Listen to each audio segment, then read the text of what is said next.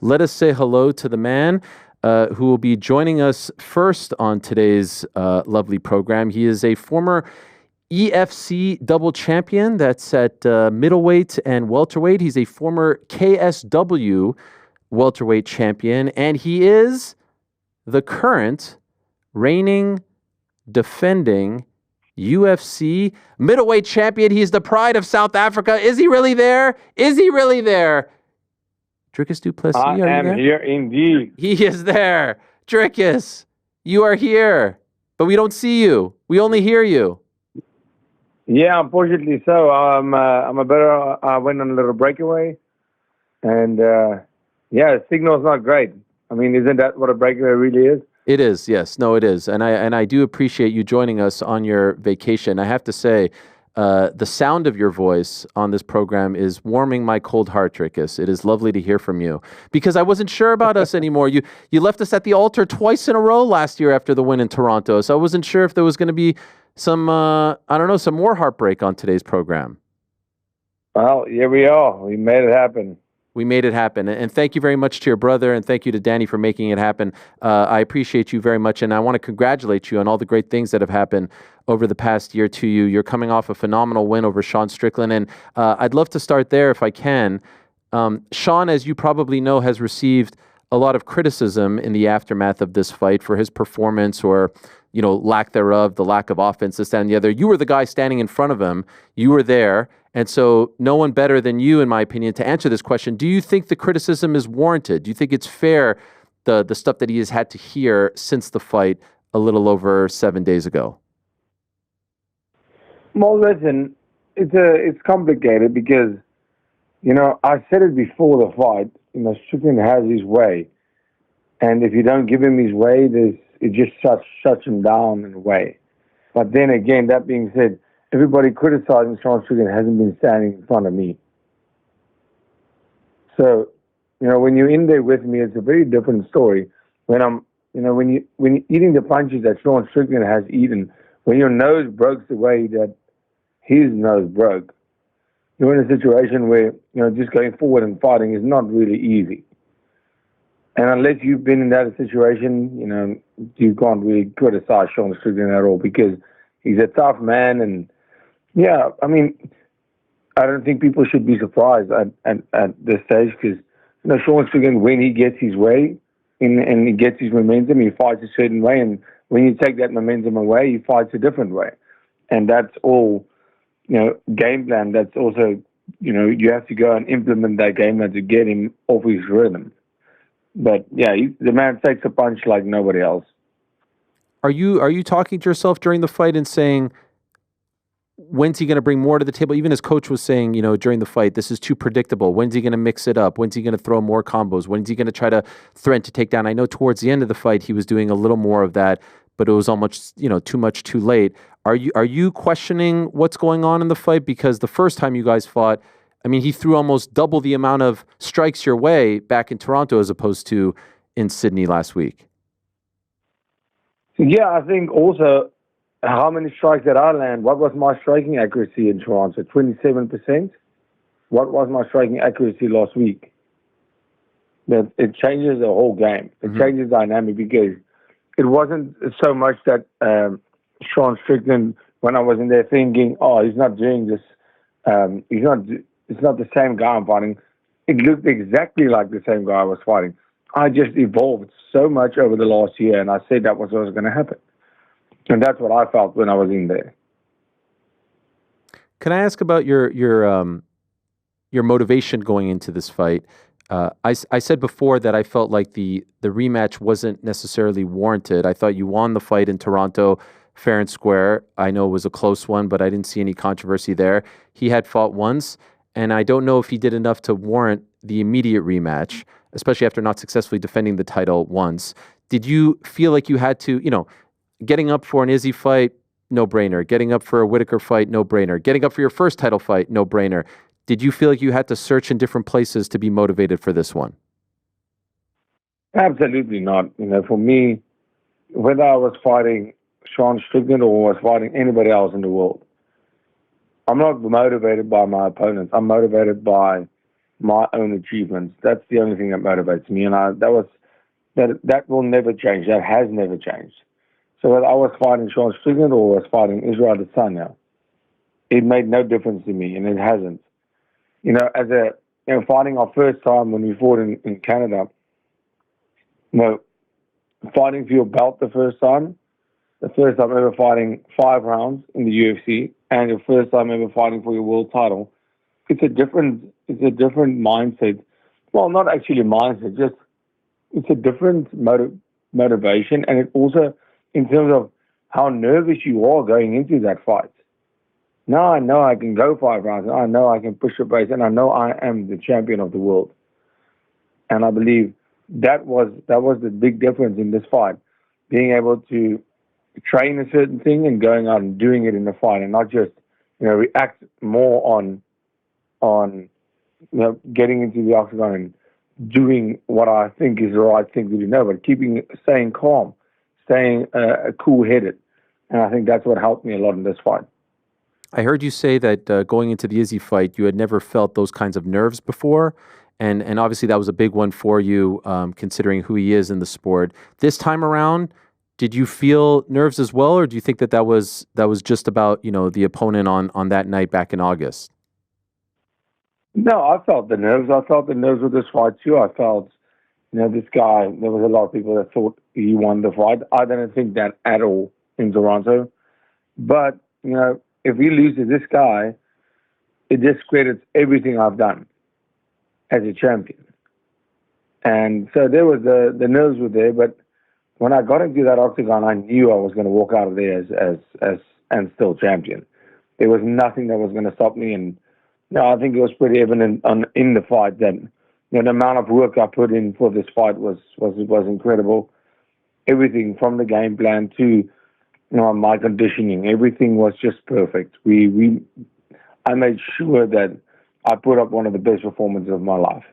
Yeah, and I think you did that. It was very emphatic, 5 rounds to none. A lot was made of his arm before the fight and how it looked, and it appeared as though he had staph, and afterwards that was confirmed as well. When you see that, do you talk to the UFC? Do you have concerns? Obviously, you're used to dealing with all kinds of things in training, but probably not something that you want to have to deal with going into a fight. Do you even ask about it? How do you approach that? We all have problems when we go into fights. That's being a fighter.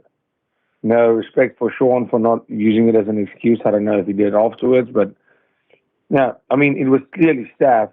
It wasn't the new staph. I can see that. It wasn't the new staph infection. It's been there for a while, maybe a couple of weeks. But when I go in there, when you fight, there's something about your opponent that's not 100%. It's a fact. So he had staph, I had something else. It doesn't really matter.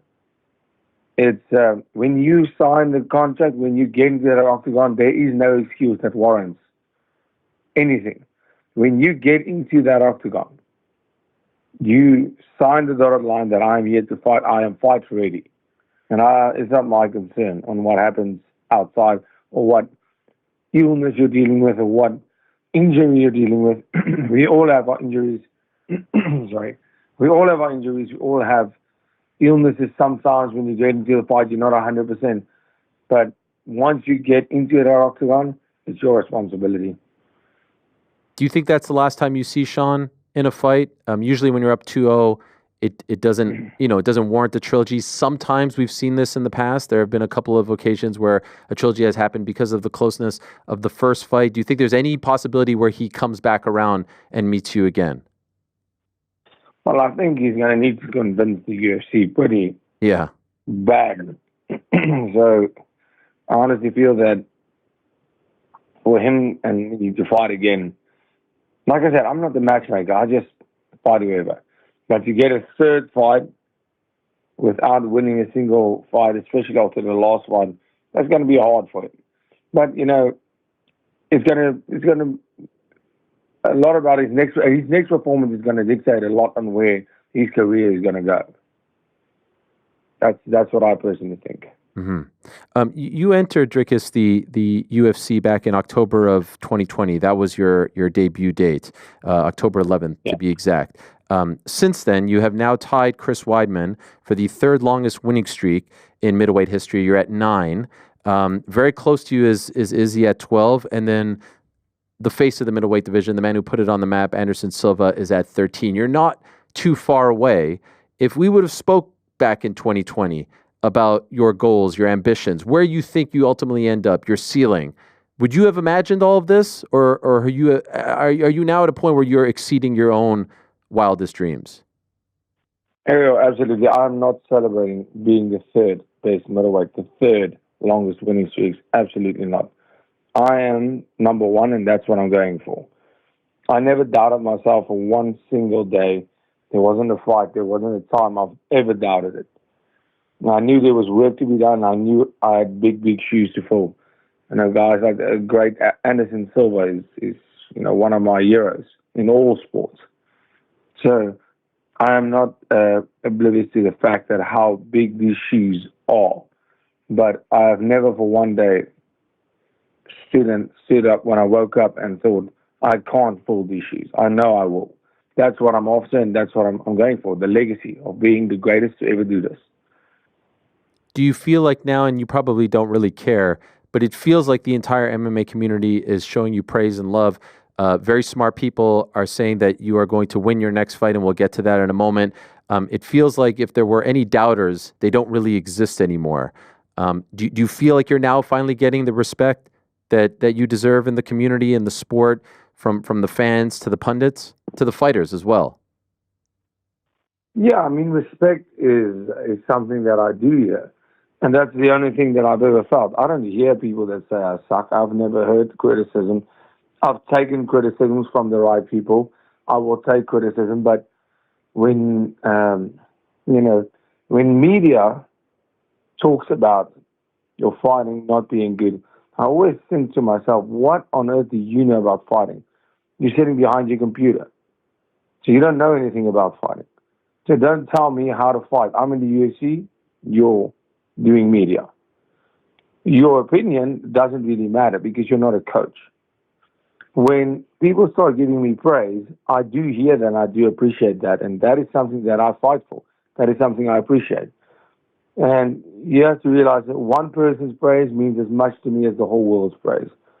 So when everybody's booing, I'm still going to do what I'm going to do. And but it does mean the world to me to have people, saying, "Listen, this guy looked great, and he proved us wrong." It means a lot, and I do appreciate it. When you hear pundits, fighters, not media, analysts talk about how your style is unique or unorthodox, something like that, is that a badge of honor for you? Is that a compliment in your opinion, or do you view it as something different?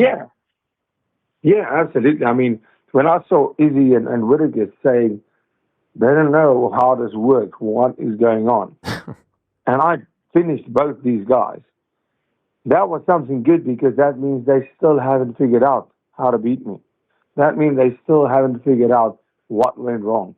Maybe some people still owe it, and I know they don't. I know a guy like Robert Whittaker specifically is not a guy that's ever went and said, this happened by accident.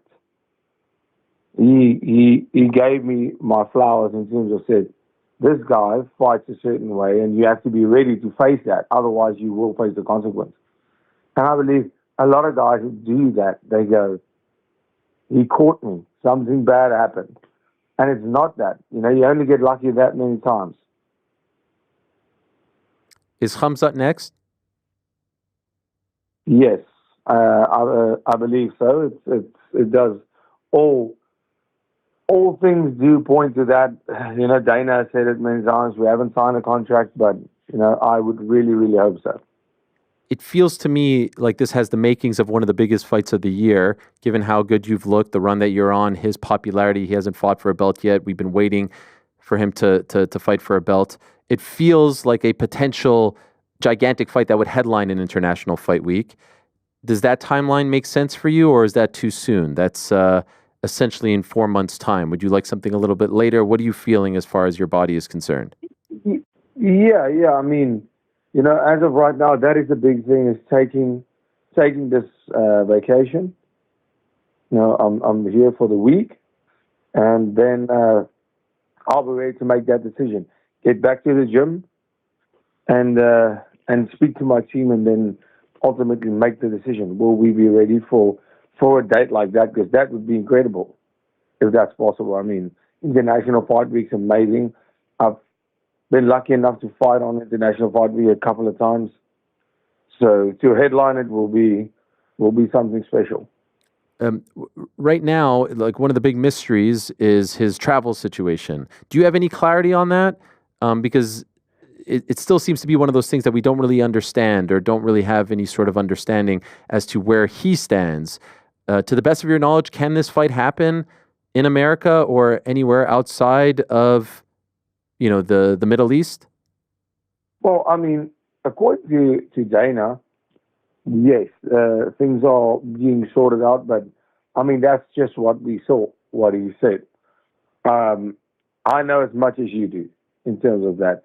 Hopefully, I would have, once again, after the break, I'll be talking with Hunter and the guys and get more clarity on that. But yeah, I mean, I guess, we can't go on we have a fight date, but we don't have that sorted yet.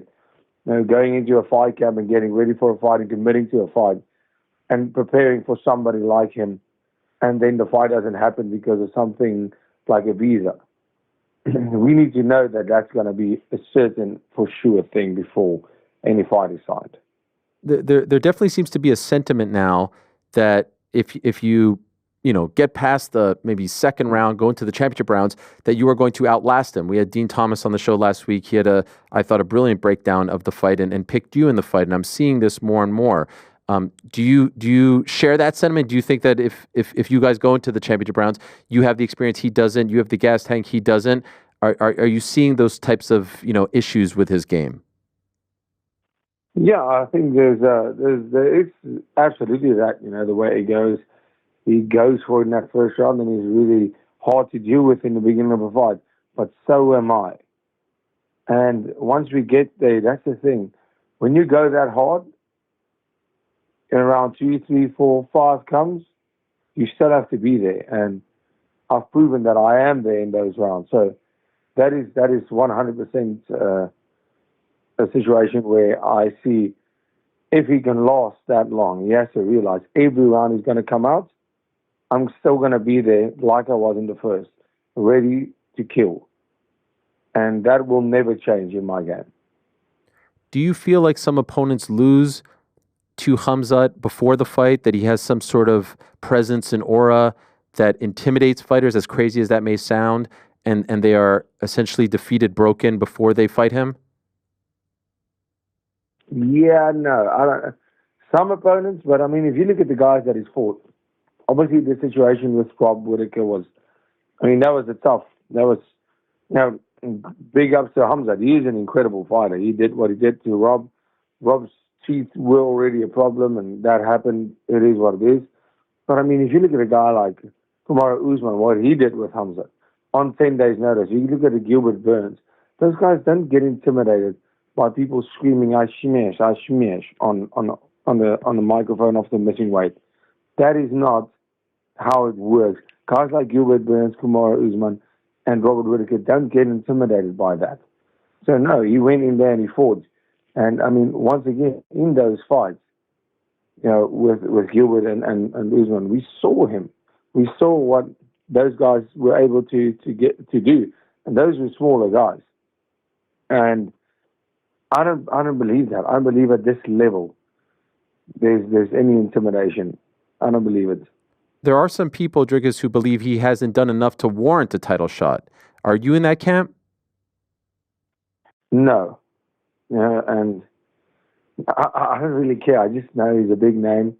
I think after the Whittaker performance, sure, why not? For me, it's the next big guy, and everybody speaks about him as if he has ever been close to a title, which he hasn't. But for me, it's just good to be fighting somebody with, what people think of Khamzat as this boogeyman. People, that's a fact. I don't see that. For me, I only see one thing, and that's the potential to do good to my legacy. the potential to even make my legacy even better.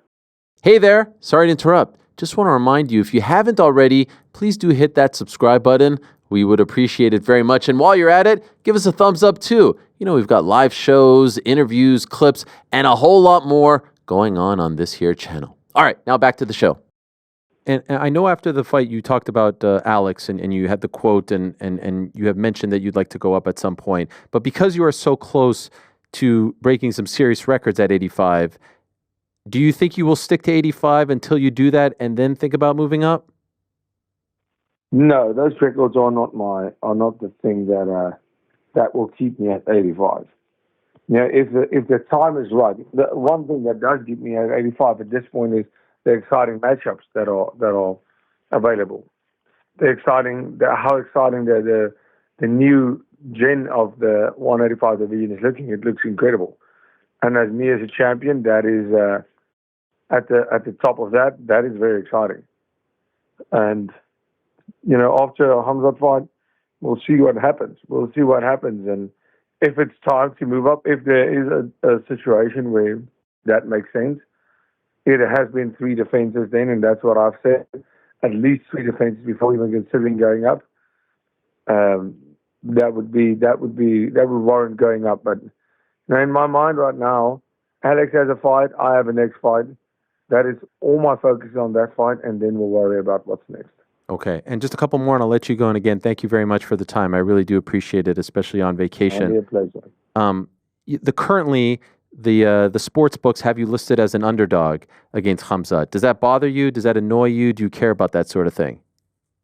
No. I mean, I've been the underdog every time, I think. So, you know, odds don't win fights. Odds just make people more money. Yes, especially yes. I think the Strickland fight, this past one, the rematch, was one of the rare times as of late that you have been the favorite. So perhaps there's. Yes, I was aware of that. All my friends were really pissed off because they said, "No, we stopped making money on you."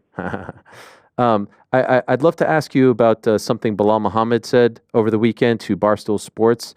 He said, "Quote: For me, I'd rather go to 185 and let Islam Makhachev just take 170."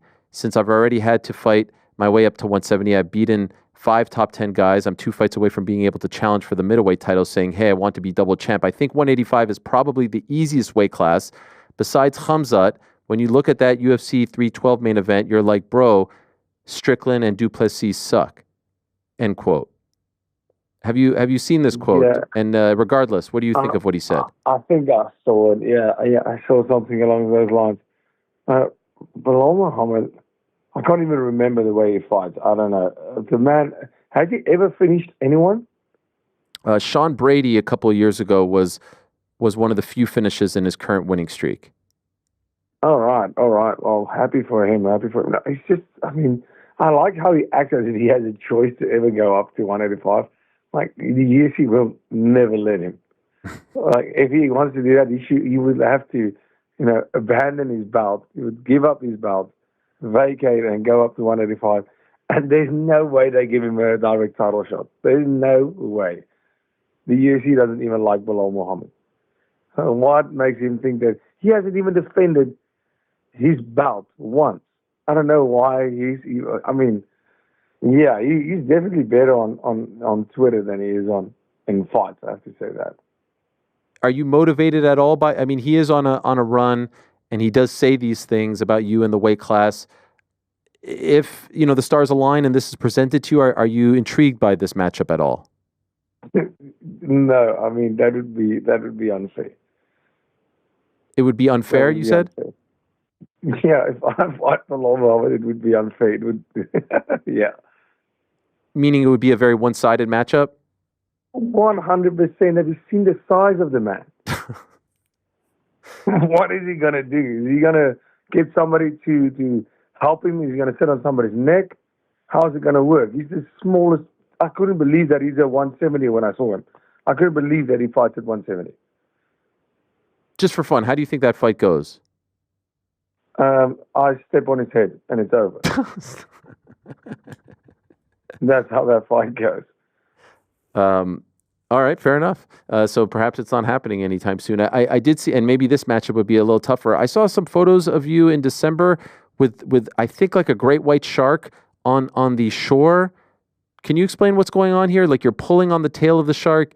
It looks absolutely terrifying. Clearly, you're fearless, just given how you fight and what you do for a living. We're showing the photos now. You're on the shore. You're not in the middle of the ocean. Like you're clearly towards the end of the ocean here, and you're pulling on this shark. What is going on here? And is this shark alive?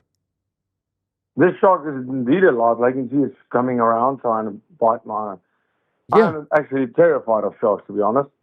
But you're yeah, terrified. I was fishing. Yeah, I'm terrified of sharks. But like I say, face your fears. I was fishing, and this is actually a ragged-tooth shark. I was fishing, and this shark was on the line. It took me a couple of minutes, maybe like 25, 30 minutes to reel that in. It was a big fight. I mean, that's a big shark. And obviously, when we got it to shallower waters, I pulled it out by the tail to get it out of the water for a photo, and then we dragged it back in.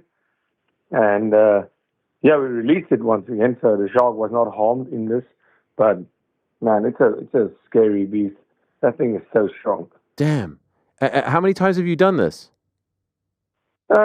This is my first time catching a shark off the beach. I've caught some sharks off a boat, but that's a completely different game than doing it off a beach. That's a tough one. And did it get close to biting you? Yeah, well, I mean, in that photo, I mean, that's what's that? Half a meter of biting me. So it does try to get around and bite you, but no, it's pretty immobile once you have it in shallower waters, especially when you're behind it. If you're at the tail, you're pretty safe. If you can you have to keep hold of the tail because then you can dictate where the shark goes. Unbelievable. Well done. I know you gave a shout out to Gaten McKenzie, the Minister of Sport from South Africa. Yes. In your post-fight press conference, you showered him with praise for everything that he's doing to bring major events to South Africa, like the UFC, like F1. And obviously, the UFC has had many opportunities to bring an African champion back home, and it didn't work out. And so now you are that guy. And I'm wondering, how close do you think they are actually to making this happen while you are champion? It would be such a shame to go through Francis and then Kamaru and then Izzy and then you and not make this happen. Do you think this is going to happen in your reign? Yeah, I think 100%. I think so, or wish, believe, and 100%. I do think so. I think it's a